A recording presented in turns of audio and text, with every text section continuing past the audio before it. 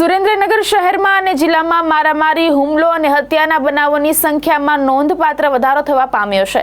ત્યારે જોરાવરનગર પોલીસ મથકની હદમાં આવેલ ફૂલગ્રામમાં આજે ધોળા દિવસે પિતા સમાન સસરાને પુત્રવધુ સહિત 3 શખ્સોએ ધોકા અને લોખંડના પાઇપ વડે હત્યા નિપજાવતા સમગ્ર પંથકમાં ચકચાર મચી જવા પામી છે।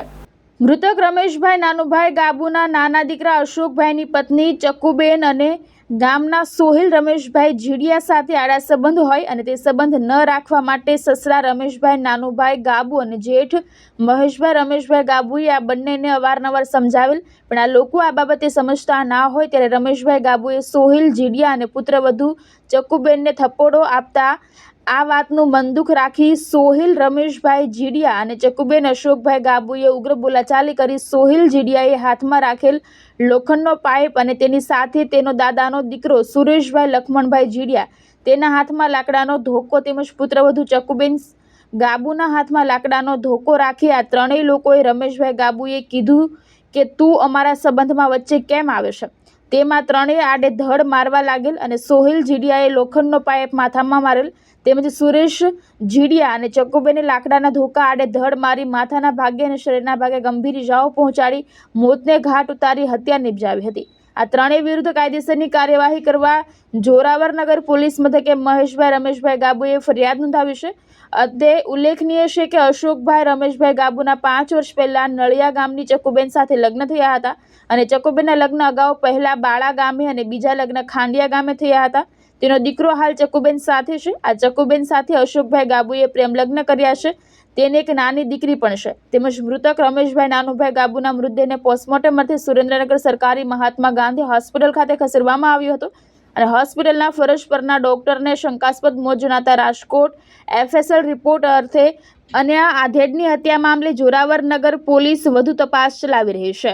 ઘટનામાં હું અહીંયા હાજર હતો ને હું રહું છું રામપેટા રહું છું બરાબર। આ બધો બનાવ બની ગયા પછી મારામાં બરાબર હું તો અહીંયા કણે રહેતો નથી। આ તો બધું પતી ગયા પછી બધું હતું। એટલે તમારા શું થાય? આ મારે બરાબર બાપા થાય બરોબર છે। અને તમને શું જાણ કરી? કાંઈ નહીં, મારા ભાઈનો ફોન આવ્યો કે આવી રીતે બનાવ બની ગયો, તું હટ આય કાંઈ। શું ઘટના હતી? સમગ્ર ઘટના શું હતી? ઘટનામાં આવી મારા ભાઈ એમને ગાબુ બલદેવભાઈ રાણાભાઈ, ગામ ફુલગ્રામ, તાલુકો ઓઢવાણ, જિલ્લો સુરેન્દ્રનગર। રમેશભાઈ નાનુભાઈ ગાબુ, ગામ ફુલગ્રામ, તાલુકો ઓઢવાણ, જિલ્લો સુરેન્દ્રનગર મારા સગા કાકા થાય। તેમને સોહિલભાઈ રમેશભાઈ જીડિયા તથા સુરેશભાઈ લક્ષ્મણભાઈ જીડિયા તથા તેમના નાના દીકરાના વહુ ત્રણેય થઈ અને હુમલો કર્યો। લાકડી તથા બાઇકનો વડે હુમલો કર્યો અને માર માર્યો,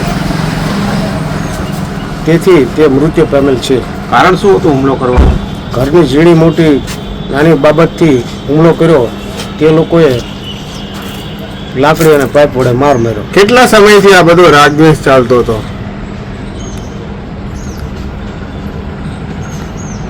થોડો ઝીણો મોટો ઘરની અંદર ડખો હતો એમને, એટલે આ લોકો ઉશ્કેરાય અને બે સોહિલભાઈ તથા સુરેશભાઈ બે ઉશ્કેરાય અને એમને લાકડી વડે હુમલો। મરણ જનાર અને આરોપી મહિલા એ શું સંબંધ થાય એને?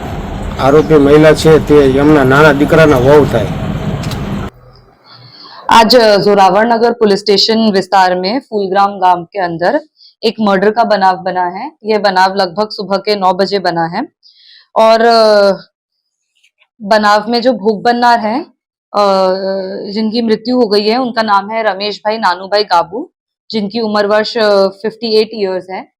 और अभी कुछ आरोपियों का नाम सामने आया है, लेकिन तपास चालू है और जब प्राथमिक तपास पूरी अभी प्राथमिक तपास चालू है और तपास पूरी होने के बाद सभी आरोपियों के नाम का भी बता दिया जाएगा। किस दिशा में अभी तपास चल रही है?